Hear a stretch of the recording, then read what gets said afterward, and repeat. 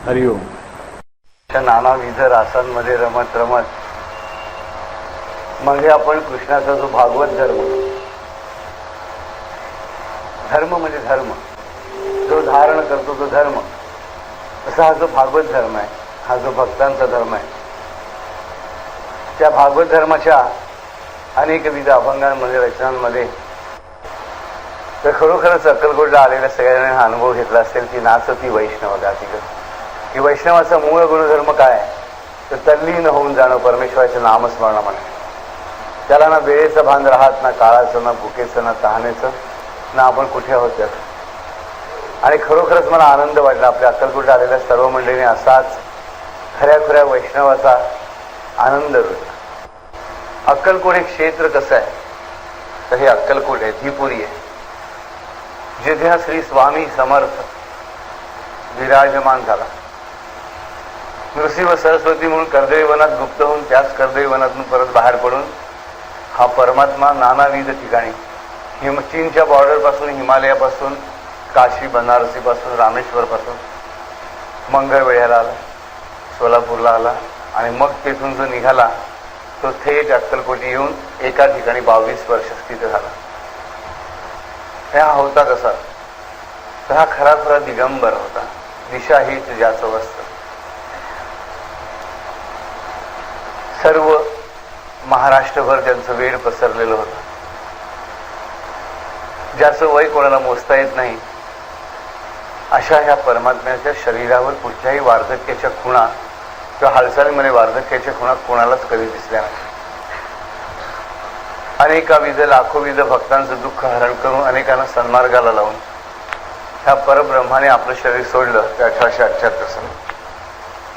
आणि त्यानंतर आपल्या भक्तांना अगदी जवळच्या प्रामाणिक कनवाळू भक्तांना शांत चित्ताने मी आता कुठे आहे ते सांगितलं आणि तिथेच मला भेटा म्हणून सांगितलं. ह्या सर्व खुणा ह्या परमात्म्याला का द्याव्या लागतात तर एकाच गोष्टीसाठी की हे जे नानाविध प्रचंड लोकसमूह आहे, प्रत्येक माणसाचं मन वेगळं आहे, प्रारब्ध वेगळं आहे, प्रारब्धानुसार मन वेगळं आहे आणि ह्या जन्मीच्या कर्मानुसार मनाची घडण वेगळी होते.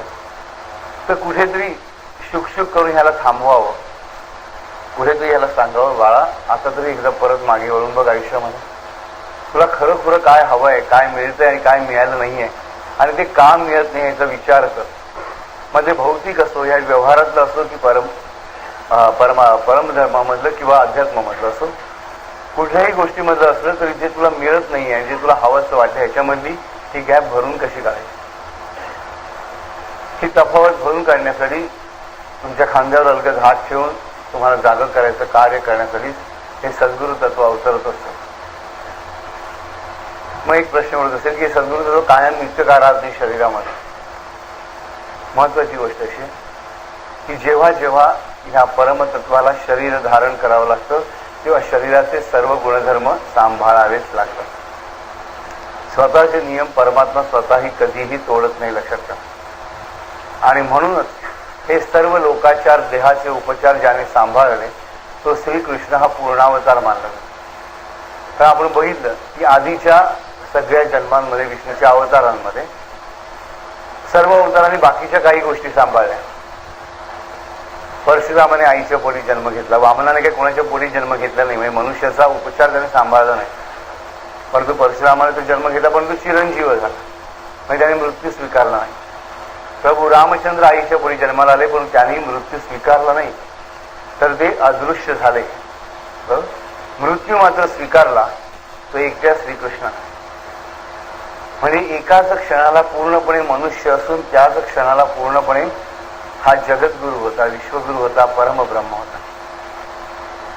देहात आल्यानंतर देहाचे सर्व उपचार तसेच्या तसे सांभाळून, हा माझा काका, ही माझी मावशी, ही माझी आत्या, हा माझा मित्र, हा माझा शत्रू, हे सगळं तसल्या तसं मानवाप्रमाणे सांभाळून त्याच क्षणाला परब्रह्माचे सर्व सगुण अवतार त्याने सर्व भक्तांसाठी खुले केले. म्हणजे गुरुतत्व जे असतं ते म्हणूनच मनुष्याचे उपचार पाळतच देह सांभाळतो आणि एका विशिष्ट क्षणाला आपल्या मर्यादेचं उल्लंघन न करता परत आपल्या मूळ स्वरूपात विलीन होत असतं. आपल्याला जी मंडळी बाळाप्पा महाराजांच्या मठात गेली, सगळेच जण आपण गेलो होतो, काही मंडळी परत परत गेली असेल, ते बाळाप्पा महाराज होते कोण? तर बाळाप्पा महाराज म्हणजे जो आपण गजर केला, 16 पाचे प्रेम हवे मज बाळाप्पाची भक्ती हवी, विभक्तीचा अंश नको मज स्वामी तुमची कृपा हवी. ह्याच्यामधला हा बाळाप्पा जो आहे ना, हा अत्यंत निस्वार्थी भक्त होता स्वामींचा. ह्याला दुसरी कसलीही आवड नव्हती. कुठल्याही गोष्टीमध्ये याचं मन कधीच रमलं नाही. दत्ताने दर्शन दिलं, हा डोळे बंद करून घ्यायचं, मला नाही बघायचं तुझ्याकडे. जगदंबेने दर्शन दिलं, मला नाही बघायचं तुझ्याकडे. विठ्ठल रखुमाई येऊन पुढे राहिले, मला नाही बघायचं तुझ्याकडे. प्रत्येक ठिकाणी नुसते डोळेमध्ये चर्मचक्षु नाही तर अंतरचक्षु सुद्धा बंद करून राहिला. आणि स्वामींनी अशी परीक्षा बघावी की सगळी दर्शनं द्यावीत, पण स्वतःच्या जवळ मात्र बाळाप्पाला कधी करू. आणि झगडते जो त्याचसाठी. म्हणजे मला एखाद्याला, मला पास व्हायचं MSc ची डिग्री आणि मला BA ची मिळते, MD ची मिळते, MSc मिळते, BCom मिळते, LL मिळते, पण मला हवी ते मला मिळत नाही, ही जी ओढ आहे ती ओढ उत्पन्न झालेली होती. नानाविध प्रसंगांमधून नानाविध परीक्षांमधून बाळाप्पा पास होत पुढे चाललेला होता, तरी त्याला स्वामी महाराज आपलंसं करत नव्हते. एक असा विशिष्ट क्षणाला की बाळाप्पाला स्वप्नामध्ये स्वामी महाराज दिसले. दुसऱ्या दिवशी उठल्या उठल्या बाळाप्पाने ठरवलं की आज स्वामींच्या समोर जाऊन उभं राहायचं आणि विचारायचं की हे स्वामी, ही सगळीच माया आहे, त्याच्यामध्ये ही स्वप्न, ही तर जीवाची माया आहे. मी आतापर्यंत समजत होतो की जर मी त्या मायेच्या प्रांगणात आहे, आज मी माझ्याच मायेच्या प्रांगणात उतरलो की मी स्वप्नामध्ये तुम्हाला बघितलं. हे परमात्मा, याचा अर्थ माझं पाप अपरंपार आहे, माझी भक्ती अत्यंत खोटी आहे, अत्यंत कमी दर्जाची आहे. काहीतरी कर, आता तुझ्याशिवाय मला दुसरं कोणीच नाही. ही माझी भक्ती कुठेतरी थोडी तरी शुद्ध होऊ दे. लक्षात ठेवा, ज्याची भक्ती अत्यंत विशाल आहे तो स्वामींच्या पुढे जाऊन काय मागायचं होतं की माझी भक्ती अत्यंत छोटी आहे, शुद्धेच्या भक्ती नाहीच आहे मायेमध्ये, म्हणून मी तुझ्या मायेच्या पसरात नाही तर माझ्या स्वतःच्या मायेच्या पसरात उद्भवतोय. मी माझ्या स्वतःच्या मायेच्या पसरात अडकतोय आणि मी स्वप्नांमध्ये तुला बघायला बघतोय आणि त्याच्यावर मला समाधान मानावं लागतंय. हे परमेश्वरा नको नको, तू काय सांगशील ते करायला माझी तयारी आहे, पण ही गोष्ट मला नको. बाळाप्पा महाराज जाऊन उभे राहतात. स्वामी समर्थ शांतपणे झोपलेले असतात. चोळाप्पा आणि श्रीपाद भट ही जोडगोळी नेहमीसारखी बाजूला उभी असते, स्वामी समर्थांची सेवा करत. बाळाप्पा बसलेला असतो. चोळाप्पाला आणि श्रीपाद भटांना दोघांनी कल्पना असते की बाळाप्पा बद्दल स्वामींच्या मनात किती अपरंपार प्रेम. दोघं स्वामी झोपले घेऊन तू इथेच बस असं सांगतात. सूर्योदयाला गेलेला बाळाप्पा सूर्यास्त तरी महाराज काय उठत नाही. चोळाप्पा बाळाप्पा जाऊन कामं आपली आटपत असतात, स्वामींची सेवा चाललेली असते. स्वामींना उठवायची कोणाची हिंमत नाही. बाळाप्पा बसून राहत. सूर्यास्त झाल्या महाराज एकाएकी जागेवर जाऊन धावत सुटतात एकदम जोरात. स्वामींच्या मागे धावणं आपण मागच्याच वेळी काही खायची गोष्ट नव्हती. बाळाप्पा वेड्यासारखं त्यांच्या मागे धावत सुटतात. स्वामी समोर कुठेतरी अदृश्य होतं, बाळाप्पाला दिसत नाही. बाळाप्पा शांत क्लांत होऊन त्याच ठिकाणी वाट बघत बसला. मी आता कुठे जाऊ? हरवलेलं पारस जसं आईला हाक मारतं तसं आर्त रवात हाक मारायला सुरुवात केली. बाळाप्पाच्या डोळ्याला एक थेंबरी पाणी नव्हतं, तोंडातून एकही शब्द फुटत नव्हता. कारण सर्व अवस्था गोठवून गेलेली अवस्था होती. अष्टभाव जागृत झालेले असतात, ही भक्तीची पहिली बारी, पण अष्टभाव पूर्णपणे गोठवून गेलेले होते. कुठलाही भाव उरलेला नव्हता.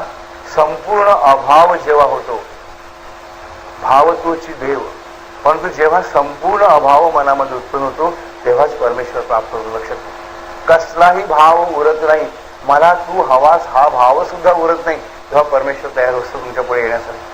आणि त्याच क्षणाला स्वामी समर्थाने त्याला आदिगुरु दत्तात्रय, श्रीपाद श्री वल्लभ, नृसिंह सरस्वती आणि मग स्वतः श्री स्वामी समर्थ या रूपांमध्ये दर्शन दिले. या दर्शनाच्या वेळेस स्वामी त्याला आपल्या मांडीवर बसवलं आणि त्याच्या मुखामध्ये आपल्या गळ्यात असलेला रुद्राक्ष ठेवला आणि सांगितलं, बाळाप्पा हा मणी तुझाच आहे.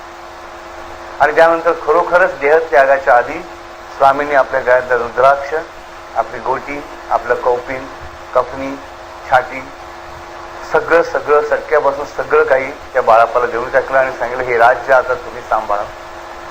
आणि खरोखर स्वामींचं राज्य बाळाप्पाने सुंदर रीतीने सांभाळलं. संपूर्ण भारतभर भ्रमण करून शेवटी संन्यास घेतला. आणि काय नाव धारण केलं? काय नाव धारण केलं बाळाप्पाने? ब्रह्मानंद महाराज. ह्या ब्रह्मानंद महाराज नावाने त्यांचे मठ जागोजागी देशभर आहेत. कालवशामध्ये उत्तर प्रदेशाच्या काही मठांना ब्रह्मानंद स्वामी माहिती, पण ते कोण कुठले काही माहीत नाही झालेलं. एवढी वर्ष उडून गेलेत मध्ये. तर अत्यंत भक्तीने ह्या बाळाप्पा महाराजांनी स्वामींचं राज्य चालवलं. आणि राज्य चालवण्यासाठी जो मठ बांधला तो बांधला कुठे? तर साक्षात जमदग्नी ऋषीच्या आश्रमामध्ये. जी भूमी जमदग्नींच्या आश्रमाने पुनीत झाली, ज्या भूमीने माता रेणुकेचा वधही बघितला, माता रेणुकेचं पुनरुज्जीवनही बघितलं, परशुरामाची गुरुभक्ती बघितली. जमदग्नी हा त्याचा बाप होता म्हणून त्याने ऐकलं नव्हतं. तर हा माझा गुरु आहे, माझा गुरु सांगते की आईचं मुंडकं उडलं तर मी उडवीन. त्या क्षणाला कुठलाही विचार न करता हातात परशु घेऊन आईचं मुंडकं वेगळं केलं. आणि मग तेवढाच मातृभक्त असल्यामुळे वर काय मागितला की मला दुसरं काही नको. जमदग्नी म्हणले मी तुला ब्रह्मप्राप्ती करून देतो, मी तुला सर्वश्रेष्ठ बनवतो, मला काही नको, मला माझी आई हवी. विचारा किती लेकराचं प्रेम आहे आपल्या आईवरती. हा सर्व ग्रंथ जिथे झाला तो जमदग्नीचा आश्रम म्हणजेच बाळाप्पा महाराजांचा मठ. म्हणूनच त्या मठामध्ये आज सुद्धा प्रत्येकाला सुंदर भावना येते, खूप प्रेम वाटतं. असं वाटतं मला इथून निघूनच नाही असं वाटतं, पाय हलत नाही बाळाप्पा महाराजांच्या मठामध्ये. कारण गुरुभक्ती कशी असावी आणि मातृप्रेम कसं असावं याचा आदर्श म्हणजे परशुराम. त्या परशुरामाचा आश्रम. जमदग्नी म्हणजे काही वाईट ऋषी नव्हे, तेही महातेज आहे. ह्या तिघांचा खेळ जिकडे रंगला तो मठ, ती जागा म्हणजे बाळाप्पा महाराजांचा मठ. त्या मठामध्ये आपण गेलो. त्या मठामधला सगळ्यात सुंदर प्रसाद आपल्याला सुदैवाने प्राप्त झाला की खडीसाखरेवरती स्वामींच्या प्रत्यक्ष पादुका ठेवून त्यांची पूजा होते आणि मग ती खडीसाखर प्रसाद म्हणून वाटली जाते. ती खडीसाखर सुदैवाने आपल्याला मिळाली की आपण सगळ्यांनी थोडी थोडी थोडी करी उल्हासाकण खाल्ला. आता ही जी परशुरामाची जागा आहे, ही जमदग्नीची जागा आहे, अक्कलकोट स्वामीची जागा आहे. आपण अक्कलकोट महाराजांचे फोटो बघितले लक्षात येतं की घाबरतात लोक जरा. कराल वदनाय, रागावलेला चिडलेला संतप्त चेहरा दिसतो. आपण आता खेळतो तो श्रीकृष्णाचा कराल रासच. साईनाथांचा चेहरा बघितला तर कसा शांत वाटतं. भक्तांना वाटतं इकडे काहीही चालतं.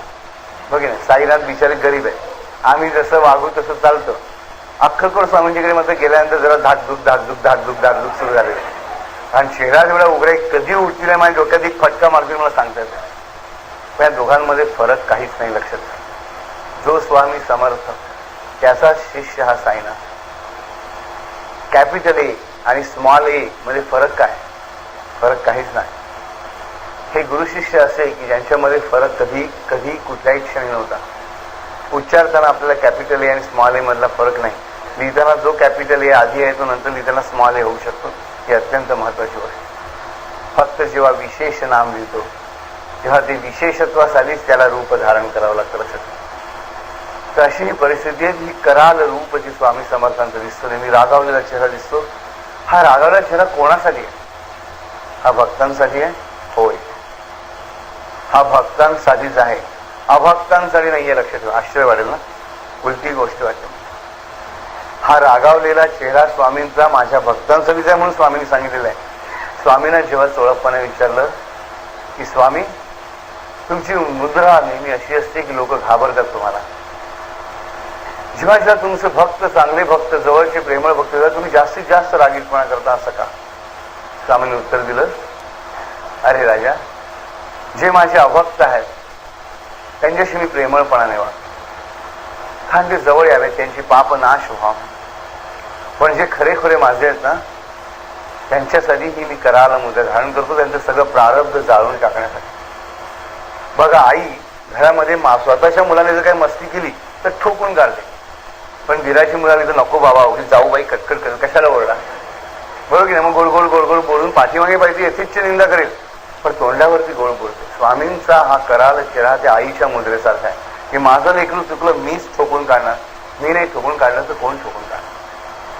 ही जी कराल मुद्रा स्वामींची आहे, तोच कराल न्यास श्रीकृष्णाने खेळलेला आपल्याला दिसतो. प्रत्येक क्षणोक्षणाला आपल्याला जाणवतं की कृष्णाने आपल्या जवळच्या भक्तांना सर्व ठिकाणी सर्व सहाय्य केलेलं आहे, सर्व समृद्धी दिलेली आहे, पण तरी सुद्धा श्रीकृष्णाने त्यांच्या कुठल्याही दुःखाचा भार डायरेक्टली उचललेला नाही. त्याने त्यांना कर्म करायला भाग पाडले. त्याने अर्जुनाला सांगितलं नाही की अर्जुना तू तंबूमध्ये बस, मी लढायला जातो. उलट सांगितलं ना जरी करी शस्त्र, मी बाबा शस्त्र बिस्त्र लढणार नाही, तुम्हाला लढायचं असेल तर लढा, पण मी आहेच पाठीशी, भिवू नकोस, मी तुझ्या पाठीशी आहे. बरोबर. ही स्वामी समर्थांची अभयदाता मुद्रा म्हणजे श्रीकृष्णाचं सुदर्शन चक्र लक्षात ठेवा. आणि हा कराल न्यासामध्ये श्रीकृष्णाच्या लक्षात घ्यायचा आहे तो एकच भाव की त्याची ही क्रुद्ध मुद्रा, कराल मुद्रा सुद्धा शेवटी प्रत्येकाच्या कल्याणासाठीच असते. श्रीकृष्णाची अशीच एक कराल मुद्रा लक्षात येते, ती शिशुपाल वधाच्या समय. शिशुपाल अग्रपूजेचा मान ज्या क्षणी श्रीकृष्णाला दिला जातो, लक्षात ठेवा श्रीकृष्णाला अग्रपूजेचा मान कोण दिले? साक्षात भीष्म पितामह, गंगापुत्र भीष्म यांच्या एवढा वयाने ज्येष्ठ, ज्ञानाने श्रेष्ठ, जन्माने श्रेष्ठ, आचाराने श्रेष्ठ कोणी नाही. त्या भीष्माला जेव्हा युधिष्ठिर विचारतो तेव्हा भीष्म काय म्हणतात, अरे हा केशव इथे असताना बाकीच्या कोणाचं नाव घेण्याचा प्रश्नच कुठे उद्भवतो युधिष्ठिरा. पण तरीही भीष्माने हे वाक्य म्हटल्यानंतर सुद्धा शिशुपालाच्या अंगामध्ये मस्ती आलेली. आणि शिशुपाल श्रीकृष्णाचा कोण आहे? जवळचा नातेवाईक आहे, सख्खा आतेभाऊ आहे. बरोबर की नाही? तिकडे परब्रह्माला कोणी काका नाही, मामा नाही, मावशी नाही, आतेभाऊ नाही, आतेबहीण नाही, मावस बहीण नाही, कोणी नाही. लक्षात. शिशुपाल म्हणतो रे हा गोव्याच्या पोराला तुम्ही कशाला इथे अग्रपूजेचा मान देता? भीम नेहमी सारखा गदा घेऊन धावला मागे. श्रीकृष्ण महाराज शांत आहे, बोल बाबा बोल. सगळ्यांना आश्चर्य वाटतं की आम्ही एवढी भक्ती करतो आणि हा शिव्या देतो. ते श्रीकृष्ण हसतातच आहे. आपल्या पण मनामध्ये हाच विचार असतो की आम्ही एवढी भक्ती करतो पण आम्हाला कुठे ना कुठे अडचणी येत राहतात, पण समोरचे लोक एवढे वाईट वागतात त्यांना काही होत नाही, कारण त्यांचा शिशुपाल व्हायचा असतो. लक्षात. तर जो भक्त आहे त्याचा अर्जुन व्हायचा असतो. अर्जुनाला 12 वर्षाचा वनवास भोगावा लागतो, पण यानंतर सर्व सुख त्याच्यापुढे हाजीर केलेले आहेत परमेश्वरा. शिशुपाल शिव्या देत जातो, वाटेल ते बोलत राहतो. श्रीकृष्णाच्या आईला दोष देतो, तुझ्या वडिलांचा पत्ता नाही, नक्की तुझे वडील कोण हे लोकांना माहित नाही असं वाक्य बोलतो. अधिकाधिक अपराध करत जातो. ज्या क्षणी 93 अपराध पूर्ण होतात त्या क्षणी अपराध मोजायला सुरुवात करतो श्रीकृष्ण. आणि तेव्हा सांगतो की तुझे 100 अपराध पूर्ण झाले की मी तुझा मुलायदा राखणार नाही, तुझ्या आईला दिलेलं वचन मी डेफिनेटली पाळणार आहे 100 अपराधांपासून. 94, 95, 96. तर त्याने शिशुपालाच्या अंगात मस्ती असते की तोच आकडे मोजायचा करतो. 97, 98, 99. बघूया काय करतोस. बघा ह्या जगत गुरुने, ह्या परमात्म्याने किती पडदा टाकलेला असतो त्याच्या बुद्धीवरती की त्याला कळूनच चुकत आहे की मी कोणापुढे आणि काय बडबड करतो. आणि ज्या क्षणाला 100वा अपराध पूर्ण होतो इकडे लबाडी बघा श्रीकृष्णाची मागे सेनापणे अलिप्त आहे. शेवटचे 4 आकडे त्याने नाही मोजले, शिशुपालालाच मोजायला लागले. मी मागे सांगितलं की श्रीकृष्ण नेहमी अलिप्त आहे सगळ्या गोष्टींपासून. 96, 97, 98, 99, 100 आकडे मोजले शिशुपालाने, मी नाही रे बाबा मोज. आणि ज्या क्षणी 100वा आकडा शिशुपाला स्वतः मोजतो त्या क्षणी ते चक्र निघतं आणि शिशुपालाचं मुंडकं धागा वेगळं करतं. लक्षात. हा कराल न्यास खेळला गेला भय सगळ्या भल्या मोठ्या सभेमध्ये. नानाविध देशोदेशींचे राजे आलेले होते, नानाविध तपस्वी आलेले होते. सर्व कौरव तिथे उभे होते. सर्व कौरवांनी हा सीन बघितलेला होता की श्रीकृष्णाच्या हातून सुदर्शन चक्र निघतं आणि शिशुपालाचा वध करून परत त्याच्या हातामध्ये येतं. तरी कौरवांना कळत नाही की हा परमात्मा आहे. तरी त्याचं न ऐकण्याची जसं शपथ दुर्योधन घेऊन बसतो आणि त्याला वाटेल ते बोलत राहतो. आपल्या आयुष्यामध्ये आपण बघायचंय की श्रीकृष्णाने हा कराल न्यास माझ्या आयुष्यात कधी खेळायला नको. 95 पर्यंत श्रीकृष्णाला मोजायला लावून मला शेवटचे 5 मोजायची वेळ कधी आली नाही पाहिजे. माझ्या आयुष्यामध्ये कायम श्रीकृष्णानेच मोजत राहिलं पाहिजे, तर मी खरा भक्त. लक्षात ठेव. आणि त्यासाठी गोष्ट किती सोपी, स्वामी समर्थांनी सांगितल्याप्रमाणे की काही करण्याची आवश्यकता नाही. जे जे गुण माझ्या समोर येतं, मजला आवडो अथवा नावडो, तू जे इच्छिसी तेची घडो, हेची मागता नवघडू जीव माझी. एखादी गोष्ट मला आजच्या आज व्हायला पाहिजे असते पण ती होत नाही. मला दुःख होतं, खूप वाईट वाटतं, पण ती परमेश्वराची इच्छा असते.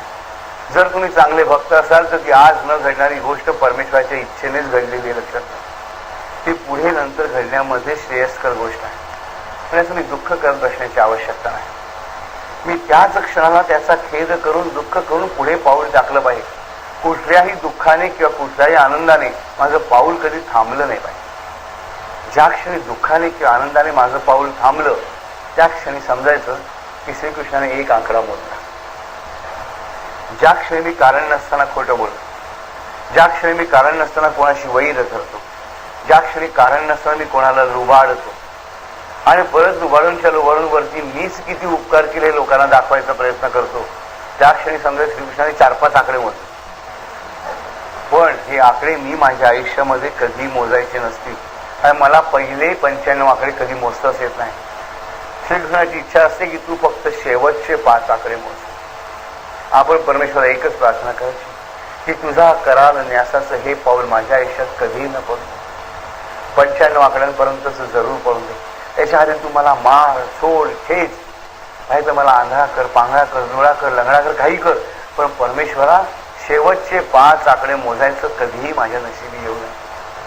सर्व तुझ्या इच्छेनुसारच करत. सर्व कौरवांचा नाश केला महाभारत युद्धामध्ये. त्याच्या कितीतरी आधी घडलेली घटना आहे. लक्षात ठेवा. कितीतरी आधीपासून त्यांना माहिती आहे की आपल्याला ज्याने सांभाळलं तो भीष्म पितामह, याला केशव म्हणतो. त्यावेळी त्याचं नाव केशव म्हणून पाठी लावलेली नव्हती, त्याचं नाव श्रीकृष्णच होतं, तरी त्याला केशव म्हणतात. दुर्योधन स्वतः अत्यंत संस्कृत पंडित होता, त्याला केशव नावाचा अर्थ कळत होता. भीष्म पितामह ज्याला वाकून नमस्कार करतात, ज्याच्या पायावर डोकं ठेवतात, त्याची महती दुर्योधनाला कळत नव्हती. श्रीकृष्णाने तीही दाखवून दिली की तुला अजून कळत असेल तर अजून तरी डोळे उघड. हे बघ माझं चक्र जातंय, नाश करून परत येत आहे. म्हणजे जेव्हा जेव्हा परमात्मा कराल पाऊल उचलतो तेव्हा त्याच्या बरेच दिवस आधी त्याने प्रत्येकाला, भक्ताला किंवा अभक्ताला त्याची सूचना दिलेली असते की लक्षात ठेव राजा, माझा हात तयार आहे. दिसत नसेल तुला चक्र आज, पण ज्या क्षणी तू शेवटचे 5 आकडे मोजशील त्या क्षणी ते चक्र प्रगट होऊन तुझा नाश करणार. मग लक्षात घ्यायचं आहे प्रत्येक भक्ताने की माझ्या आयुष्यामध्ये मला श्रीकृष्ण हवा, त्याची कराल मुद्रा मला हवी. कशासाठी? तर 95 आकड्याच्या पुढे मी कधीही जाऊ नये म्हणून. आणि 95 आकड्याच्या पुढे जाणं म्हणजे उन्मत्तपणा. आम्ही किती उन्मत्त बनतो बघा. आम्ही तीर्थक्षेत्री जातो. आम्ही तीर्थक्षेत्री जातो म्हणजे आम्हाला वाटतं आम्ही काहीतरी मोठं करतो. मी 4 धाम केले, मी 12 ज्योतिर्लिंग केली, मी अष्टविनायक केले, मी दर महिन्याला सत्यनारायणाची पूजा करतो, मी साईबाबांच्या शिर्डीला दर महिन्याला 1000 रुपयाची देणगी देतो, माझ्या पगारातला 1/3 हिस्सा मी दरवेळी देवाला देतो. हे झालं ना की समजायचं आपण पुढे ते 90च्या पुढे जायला लागलो आहे. मग थांबायचं. देणारा मी कोण? जर त्याने ठरवलं ह्या क्षणी द्यायचं सगळं थांबवील तर काय मिळणार आहे बाळांनो मला सांगा. मी जर माझ्या तोंडाने म्हणून माझा 15,000 पगारातले 5,000 मी देणार आहे, अरे पण ते 15,000 तुला मिळतातही त्याच्याच कृपेने मिळतात. लक्षात. आताच काही तासांपूर्वी घडलेली घटना, केवढी मोठी बिल्डिंग मुंबईमध्ये कोसळली. ती कोसळून गाडूल्या जाईपर्यंत त्या माणसाला कल्पना होती का की पुढच्या क्षणाला मी गाडला जाणार आहे? नव्हती माहिती. पण जिथे मला पुढल्या क्षणाला काय घडणार आहे माहीत नाही, तिथे माझ्याकडे एवढा मीपणा पाहिजे कशासाठी? एवढा अहंकार पाहिजे कशासाठी? काही आवश्यकता नाही. श्वास घेण्यामध्ये माझा अहंकार आहे का? माझ्या हातात मी हृदयक्रिया चालू करण्यामध्ये माझा अहंकार आहे का? नाही. पण ह्या क्रिया परमेश्वर सहजपणे घडवतच आहे, तर माझं संपूर्ण आयुष्य तो घडवू शकेल. माझं काम एकच आहे, त्या परमात्म्याच्या लीलेच्या आड मी कधी येता कामा नये. श्वास घेण्याची जी प्रक्रिया त्याने सुरू केली ती नाक मी बंद करून ठेवू नये माझं, किंवा कुठल्याही दूषित वायूच्या सानिध्यात मी जाऊ नये. परमेश्वराने माझी हृदयक्रिया चालू ठेवली तर माझी हृदयक्रिया मी स्वतः बंद पाडण्याचा प्रयत्न करू नये, त्याची जास्ती उत्तेजित करण्याचा प्रयत्न करू. फक्त आहे तसं आहे त्याप्रमाणे मला माझं कार्य करीत राहायचं. श्वास घेण्याचं कार्य करतात माझेच नाही. पंप करतं दर मिनिटाला 72 वेळा, ते माझंच हृदय. फक्त मला त्याला विरोध करायचा नाही, मला अविरोधाने जगायचं. लक्षात ठेवा. अविरोध ही फार मोठी संज्ञा आहे आणि श्रीकृष्ण आपल्या कराल न्यासाने शिकवतो तो अविरोध कसा. तर श्रीकृष्णाच्या आयुष्यामध्ये घडणारी दुसरी घटना आणि श्रीकृष्णाने केलेल्या स्वतःच्याच कुळाचा नाश होतो. त्याच्यामधला एक जण उरतो. कोण उरतो श्रीकृष्णाच्या वंशातला? नाही माहिती. नाव काय? श्रीकृष्णाचा कोण वंशज उरतो? फक्त एक जण उरतो. श्रीकृष्णाचं उत्तर देऊ नका, नाही तर मला ते उत्तर देऊन तुम्ही बरं ठोकून घ्या. श्रीकृष्ण, बलराम, वसुदेव, प्रद्युम्न आणि अनिरुद्ध हे सगळे एकाच रूपामध्ये विलीन होऊन निघून जातात. श्रीकृष्णाचा ज्या क्षणी बांधला तरी. पण ह्या संपूर्ण वंशामध्ये एक जण उरलेला आहे श्रीकृष्णाचा, उद्धव उरला. एक तर चुलत भाऊ आहे, तेही नाव सांगा. पण पुढे वंश चालू ठेवण्यासाठी ज्याला गादीवर बसवलं जातं, इकडे परीक्षित आणि इकडे हा, यांची काळजी घेण्यासाठी सुभद्रेला ठेवलं जातं. तो कोण? मला पुढच्या वेळेस नाव पाहिजे. श्रीकृष्ण चरित्र मी सगळ्यांना वाचायला सांगितलं ना, त्यानंतर कोणी पानं उघडलेली नाही. 4-5 पानं उघडून तर मग आम्ही बंद केले, बरोबर की नाही? तर हा जो कराल न्यासाचं पाऊल खेळला, त्याच्यामुळे श्रीकृष्णाने दाखवून दिलं संपूर्ण जगाला की माझेच भक्त जरी माझ्याच आशीर्वादाने पुढे आले, प्रगत झाले, तरी जर उन्मत्त झाले तर त्यांचा नाश करताना सुद्धा मला जराही दुःख होत नाही. किती विचित्र पाऊल आहे बघा. ज्याला नातू, पणतू, चुलत भाऊ, पुतणे सगळं काही मानलं, जी द्वारका स्वतः बसवली ती द्वारका बुडवताना श्रीकृष्णाला कुठेही दुःख झालेलं नाही. कारण त्यातल्या प्रत्येक जन हा श्रीकृष्णाच्या आशीर्वादाच्या सामर्थ्यामुळे उन्मत्त व्हायला लागला. म्हणून जेव्हा आपण माझ्या आजूबाजूला मी उन्मत्त माणसं बघतो, इतरांना त्रास देणारी माणसं बघतो, इतरांची निंदा करणारी माणसं बघतो, काही कारण नसताना मत्सर करणारी माणसं बघतो, स्वतःचा अहंकार वाढवत जाणारी माणसं बघतो, त्या एकच गोष्ट लक्षात ठेवायची की आता एक तर त्याचा शिशुपाल तरी होणार किंवा त्याची द्वारका तरी होणार. ही द्वारका नगरी पूर्ण बुडलीच आहे. आज बरेच लोक ना प्रश्न पडतो की अयोध्या कुठे आहे? द्वारका ही समुद्र किनाऱ्यावरची एक वस्ती आहे. खूप मोठी विशाल अशी भूमी आहे. ती जर समुद्रात बुडली असेल तर पहिल्यांदा कृष्णाच्या आधी राम झालेला आहे, बरोबर? मग ती रामाची अयोध्या आता कुठे असेल? साधा प्रश्न आहे ना. आज लोक अयोध्या कुठे म्हणून विचारतायत आणि अयोध्या शोधताना मूलदंड लावतायत पहिले. पण इकडे विसरतायत की त्याच्या आधीची एवढी मोठी भूमी ही समुद्रात गडप झालेली आहे. म्हणजे जर समुद्र किनाऱ्यापासून 200 मैल अंतर अयोध्या होती असं वर्णन असेल तर आता ती नक्की फक्त 40 मैलावरती असेल. मला भूमीशी संबंध नाही. मला सांगायच्या कराल आणि असं पावलाचं लक्षण की रामाची अयोध्या तिला द्वार होती नव्हती. रामाचं आयुष्य हे पूर्णपणे पुरुषोत्तमाचं आयुष्य आहे. श्रीकृष्णाचं हे पूर्णपणे परब्रह्माचं आयुष्य. दोघेही एकच, फरक काढीचं नाही, पण घेतलेली निवडलेली भूमिका वेगवेगळी. आणि ज्या क्षणी श्रीकृष्णाची द्वारका बुडते त्याच क्षणी रामाची अयोध्या हलते, हे लक्षात करा. माझ्या आयुष्यामध्ये देवासाठी फार मोठी अडचण येते. अजून मी कसाच करून निघा माझ्याकडे प्रश्न पडतो तेव्हा लक्षात ठेवायचं की द्वारका नेहमी बुडते आणि अयोध्या नेहमी राहते. पण द्वारका बुडली तर अयोध्येला सुद्धा जागा बदलावी लागते. याचा अर्थ काय की माझ्या आयुष्यामध्ये ज्या क्षणाला मी संपूर्ण पावित्र्याने, संपूर्ण मर्यादा पाळून मर्यादा पुरुषोत्तमाची उपासना करतो, त्याच क्षणी माझी नवद्वार असलेली अयोध्या म्हणजे हा देह आणि हा जन्म शाबूत राहतो. तर ज्या क्षणी ह्याच परमेश्वराची भक्ती करून सुद्धा मी उन्मत्त होतो भक्तीमुळे, त्याच क्षणी माझी द्वारका होऊन मी बुडतो. लक्षात दोन्ही ठिकाणी दोन्ही भूमी परमेश्वराला वळणारच आहे. परमेश्वर नितांत प्रेम करणारच आहे. पण तरी देखील ज्या ठिकाणी भक्ती मर्यादा पाळून आहे ती अयोध्या कायमची आहे, 9 द्वारांची असून सुद्धा. आणि ज्या ठिकाणी भक्तीचा उन्मत्तपणा आला त्याच क्षणी ती बुडली ही गोष्ट लक्षात करायला पाहिजे. हा श्रीकृष्णाचा दुसरा करायला पाहिजे. त्यानंतर श्रीकृष्णाच्या देह त्यागानंतर हजारो वर्ष केले, हजारो भक्त श्रीकृष्णाच्या. त्याच्यामध्ये आपल्याला जनाबाईची गोष्ट आनंद. जनाबाईवर एकदा चोरीचा आरोप होतो, बरोबर? कोणाचं काय चोरतो जनाबाई? विठोबाचा हार चोरण्याचा आरोप जनाबाईला विचारतो. हार त्या काळामध्ये 9 लाख रुपयाचा हार विचारतात आणि चोरला कोणी तर जनाबाई आणि पुरावे भरपूर आहे.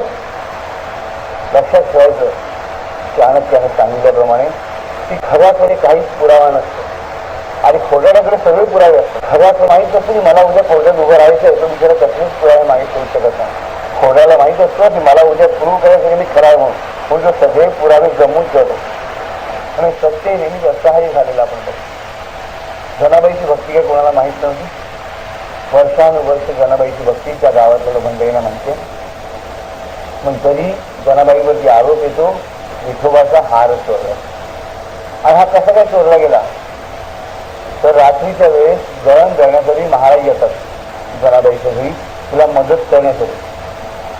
जातं दळायला मदत केली तर हार तिकडेच ठेवून गेले. मंदिरात जाऊन परत उभे राहिले, कमरेवरती हात ठेवून. माझा काय कशाची संबंध. आता इतरांच्या दृष्टीने ती मूर्ती आहे, ती हलणार नाही, ती चालणार नाही, ती बोलणार नाही. ती स्वतःच्या गळ्यातला हार काढून पण शकणार नाही. म्हणजे तिच्या गळ्यातला हार जर तिकडे नसेल ह्याचा अर्थ कोणती लांबास केलेला नसतो. जनाबाईला तो हार काय आणि ताप काय काहीच फरक नाही आहे. आणि शांतपणे आपली माझी मनाने जळत बसलेली आहे. प्रत्येक घर न घर चोरलं जातं आणि जनाबाईच्या वाईटावरच कपडे जे आहेत असंख्य तिकडचे लोक ते बघतात. वा वा वा वा चांगली संधी मिळाली या बाईचं नाक कापण्यात. लगेच कंप्लेंट जाते आणि जनाबाईचे मुख्य आवडले जातात. साक्षात परब्रह्माचा हार सोडून तू भक्तीचं नाटक करतोय का नाही हा प्रश्न विचारला जातो. जनाबाईचं उत्तर काहीच नाही. म्हणत मी चोरलाही म्हणत मी चोरला नाही म्हणत नाही, सांगतही नाही की विठोबा माझ्याकडे आला होता. शेवटी नामदेवाची पत्नी जी आहे ना ती मायाने सांगते अहो विठोबा इथेशी खेळतो, विठोबा इथेशी बोलतो, फार तोच विसरून गेला तर. हो वा वा आता मी मूर्ती पण हलायला लागला का म्हणे का मी तर म्हणे महायोगी असलेलं आहे. हे लोकांचा विश्वास नाही की मूर्ती नाहीये तर हे साक्षात जागृत परब्रह्म. आज आम्ही तीच चूक करतो. मूर्तीच्या समोर कसंही वाटतं आम्हाला काही वाटत नाही आणि मूर्तीच्या मागेही वाटत नाही. परमेश्वराचे डोळे सगळ्यात नाही पोचत असतात हे आम्हाला पटतच नाही. सद्गुरूंना सगळं दिसत असतं, त्यांच्या समोर केलेलंच नाही तर मागे केलेलं सुद्धा लक्षात ठेवा. तुम्ही बोललेलं प्रत्येक वाक्य तुमच्या सद्गुरूंच्या कानापर्यंत पोहोचतच असतं. म्हणजे चांगलं असतं की वाईट असतं. तुमच्या मनात उमटणारा सुद्धा प्रत्येक विचार या परब्रह्माकडे येतच असतो, लक्षात ठेवा. पण कोणाला वाटेल की फक्त माझ्या सद्गुरूंच्या पुढे परमेश्वराच्या देवळामध्ये चांगला वाटेल आणि बाहेर गेला की मी मोकळा, तर ते शक्य नाही. महाराजांना लक्षात ठेवा. गोळा इकडे रडून रडून सांगते मी आई त्यांच्या पाया पडते तरी कोणी ऐकत नाही, कारण पुरावा तिच्या विरुद्ध आहे. आणि हे महाराज मात्र अलिप्तपणे मजा बघत तुझे मी माझ्या कमरे हात ठेवून उभा आहे, आता तुझं काय करायचं तू कर. पण कुठेही जनाबाई विठ्ठलाला सांगत नाही की तू मला येऊन सांभाळ किंवा माझी शिक्षा कमी कर. तिची झिंग काढली जाते, तिला गाढवावर बसवलेली आहे, तिच्या तोंडाला काळं फासलेलं आहे, वाणाचा हार तिच्या गळ्यात घातलेला आहे. कोणाही अत्यंत रडून रडून रडून आकांत करते लक्षात. नामदेव महाराज शांत काहीही बोलत नाही. जनाबाईचे त्यावेळीचे अभंग सुंदर आहे. जनाबाई म्हणजे काय रे देवा हे सोहे भोगण्याची इच्छा तुला का व्हावी. म्हणजे अरे देवा हे सगळे सोहे भोगण्याची इच्छा तुला का व्हावी. अरे सांगितलं असतं तर मी नसते कार्यक्रम, पण असे सोहे पुरवावे तर तुझ्या कुठल्याही दत्ताची इच्छा नसेल, मग तू का अशी इच्छा धारण करतोय. माझं जे काही आहे ते तूच आहे. मी तुलाच खाते, तुलाच पिते, तुझाच श्वास घेते, तुझ्यावरच बसते, तुझ्यावरच निद्रा करते. सगळं काही जे आहे ते तूच आहे. मग माझा हा हार सुद्धा तुझा आहे. माझी प्रसिद्धीही तूच, माझी सिद्धीही तूच, माझं नावही तूच आणि माझी बदनामीही तूच. माझं सगळंच तुझं देवा. ज्याच क्षणी जनाबाईचं तोंडून हे उद्गार येतात त्याच क्षणी व्याकुळ होते ती रुक्मिणी माता. प्रत्येक ठिकाणी ह्या जगदंबेचं हृदय गिरगळचं लक्षात ठेवा. आणि ती विठ्ठला सांगते विठ्ठला अरे आता तरी बघ मी बघ माझं लेकरू कसं तडफडते अजून की तुझ्या गळ्यात ती बाळ पडली म्हणून तिला दुःख आहे. आता तरी तिची परीक्षा आणि विटंबना थांबव.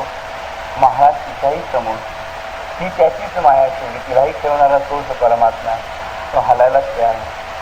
शेवटी रुक्मिणी माता तिथून उठते आणि धावत धावत ती सगळं मोर्चात आलेला मिळून चालली तिकडे उभी राहते.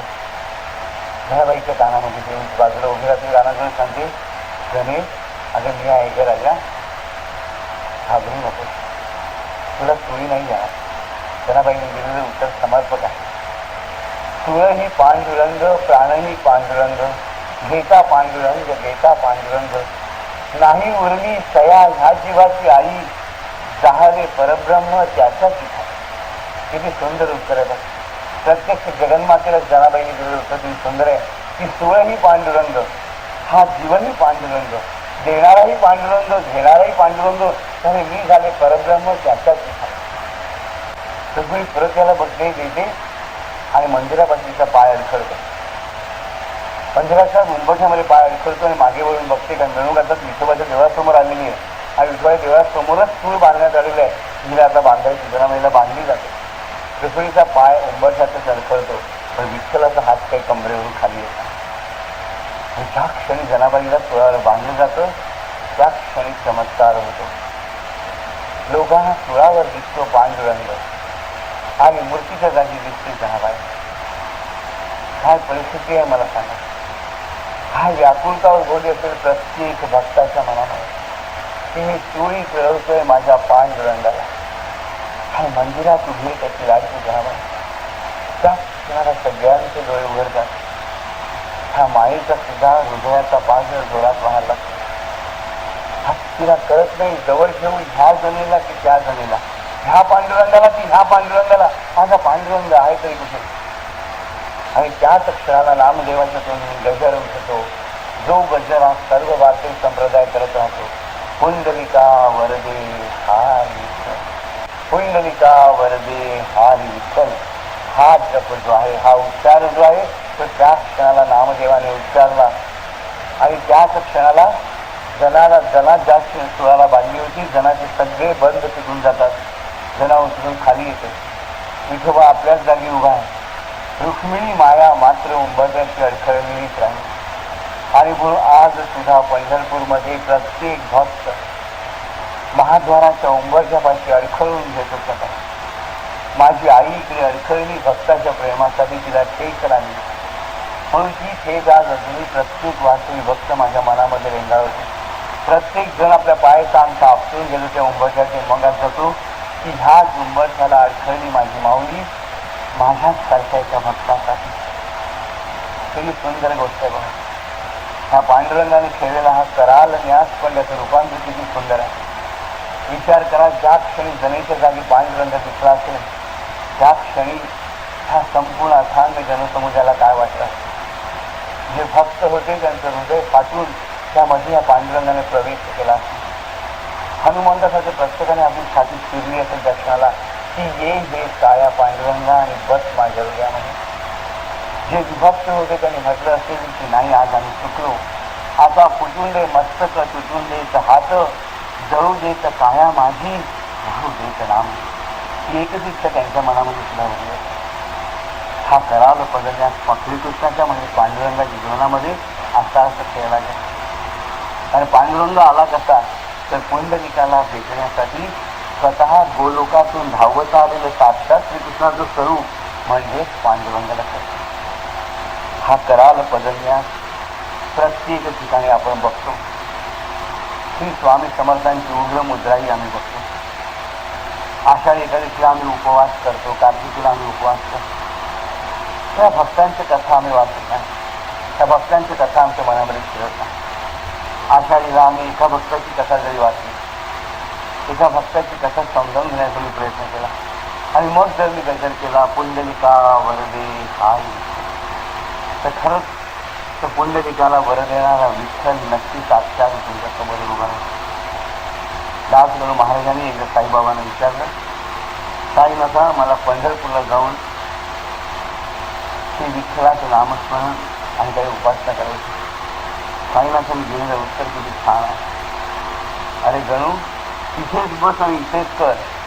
तो विठ्ठल कुठूनचा उठून येणार आहे, तो येणार असेल तर इथेही प्रगट होऊन राहील.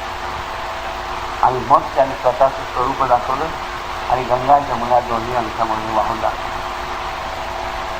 ते कराल पदन्यासाची पावलं आपण पूर्वावर म्हणजे हृदयामध्ये खेळायचं लक्षात. हा करालपणा उग्रमुद्रा कशासाठी तर माझं प्रारब्ध जाण्यासाठी, माझ्या चुकांचा नाश करण्यासाठी, माझ्या पापांचा क्षय करण्यासाठी आणि माझ्या सद्बुद्धीसाठी.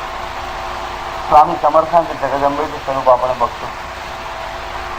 तिथे आपल्या लक्षात येतं की ह्या जगद्गुरूला पुरुष आणि स्त्री हाही भेद नाही, माया आणि मायाधारी हाही भेद नाही, शक्ती आणि शक्तिमान हाही भेद नाही. म्हणून श्रीकृष्णाची मधुरा भक्ती म्हणजे काही एका स्त्री आणि पुरुषाचं प्रेम नाही. पण श्रीकृष्णाची मधुरा भक्ती पुरुष भक्ती करू शकतो, स्त्री भक्ती करू शकतो, पण त्याचा चुकीचा अर्थ आज झाला तर तो मात्र खरा नाही. मधुरा भक्ती म्हणजे संपूर्ण माधुर्य, संपूर्ण सारण्य, संपूर्ण प्रेम. माझं शरीरही तुझं, माझं मनही तुझं, माझी बुद्धीही तुझी, माझं कर्मही तुझं, माझं यशही तुझं, माझं अपयशही तुझं, माझं सगळं काही म्हणून जे आहे ते तुझं, आणि तुझं सगळं काही म्हणून जे आहे ते माझंच माझं. घालीन लोकांगण वंदीन चरणमध्ये आपण काय म्हणतो, त्वमेव सर्व ममदेव देव कायेन वाचा मनसेंद्रियत्व. कोणी केलेली आरती? आरती सगळ्यांना येते ना, त्यामुळे नामदेवाचं नाव प्रत्यक्ष दिलेलं आहे तरी आम्हाला माहीत नाही. Very bad. या नामदेवाने केलेली आरती आहे. आणि कधी केली माहिती? मला माहिती आहे आरती कधी केली नामदेवाने. आम्ही ती आरती म्हणतो पण आम्हाला माहित नाही की नामदेवाने कधी केलेली आरती. नामदेवाने ही आरती लिहिली ज्या क्षणाला जनाबाई सुरावरून खाली उतरते, कुंडलिका वरदे हार विठ्ठल हा गजर होतो आणि आलिंगीन आनंदे पूजिन भावे ओवाळीन म्हणे नामा. पांडुरंग कुठला हा प्रश्न पडला तेव्हा केलेली आरती. लक्ष ठेवा, भक्ताच्या समोर उभे राहून दुसऱ्या भक्ताने केलेली परमेश्वराची आराधना आहे. म्हणून आज ती सर्व ठिकाणी समानपणे म्हटली जाते. तर आम्हाला त्याचं महत्त्व माहीत आहे. असं नाही झालं पाहिजे. एवढी सुंदर आरती, काया वाचा सर्व इंद्रियांनी प्रार्थना करायची आरती आहे. ती मी मनापासून होणार आहे. प्रत्येकाने आरती आज उद्या परवा घरी गेल्यानंतर नीट वाचा. त्याचा प्रत्येक शब्द अगदी सहज सोपा आम्हाला सांगतो समजू शकेल. म्हणजे तुमच्या घरासमोर ती जनाबाई उभी राहील, तो पांडुरंग उभा राहील, पांडुरंगी जन हा प्रश्न तुम्हालाही पडेल आणि त्याच क्षणी खरोखर नामदेवाचा अंश तुमच्या हृदयात प्रगटून ही आरती अत्यंत सुंदर आणि बाहेर पडेल. आज आपण जप करणार आहोत. तू जनाबाईच्या नावाचा गजर करा. सुंदर भक्ती अहंकार. आज आपण जनाबाईच्या नामाचं स्मरण करणार आहे. जनाबाईच्या नामाचं स्मरण हे मंत्र रूपाने केलं नाही तर गजर रूपाने केलं जाईल. लक्षात आपण प्रणव लावणार नाही तर तिला प्रणवाचीही आवश्यकता नाही. कशाचीच तिला आवश्यकता नाही. आणि जनाबाईचा गजर अत्यंत सुंदर आहे. जनाबाईचा गजर हा त्रिपुटी गजर मानला जातो, कारण ह्याच्यामध्ये तिघी जणांचा उच्चार आहे. जनाबाई, मुक्ताबाई आणि चित्रिकोट कान्होपाठ. सुंदर. जनाबाई, मुक्ताबाई आणि कान्होपाठ हा तिघींचा गजर केला जातो. तर डॉक्टर चित्रिकोट त्यांच्या मातृश्रीच उत्तर दिलेला कान्होपाठामध्ये सुंदर. आपला गजर लक्षात ठेवायचा आहे. लिहून घेतलं तुम्ही ते मला मनापासून आवडेल, कारण कायम आपण हा म्हणू शकतो. कारण सर्वस्व मुक्तपणाने उजळलेल्या ह्या ती श्रेष्ठ भक्तीने. लक्षात ठेवा, आपण असं म्हणतो अहिल्या द्रौपदी सीता तारा मंदोदरी पंचकन्याम स्मरणित्यम महापातकनाशनम. ह्या त्रिपुरीचं नामस्मरण केलं की मला भक्ती नक्की प्राप्त होईल. जना मुक्ता कान्होपात्रा, जना मुक्ता कान्होपात्रा, ऐसी घडावी ही यात्रा.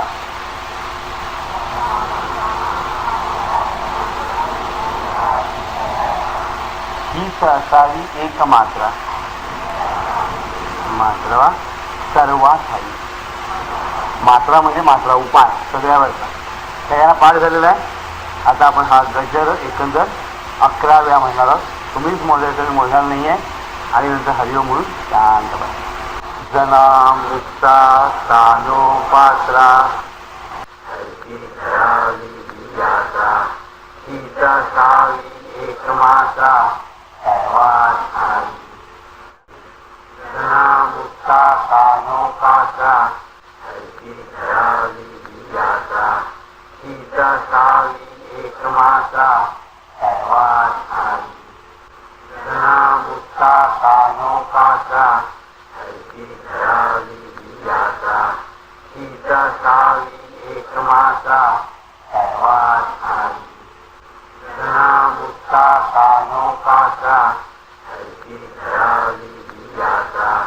हीच असावी एक मात्रा सर्वात हवी. जना मुक्ता कान्होपात्रा, हीच असावी एक मात्रा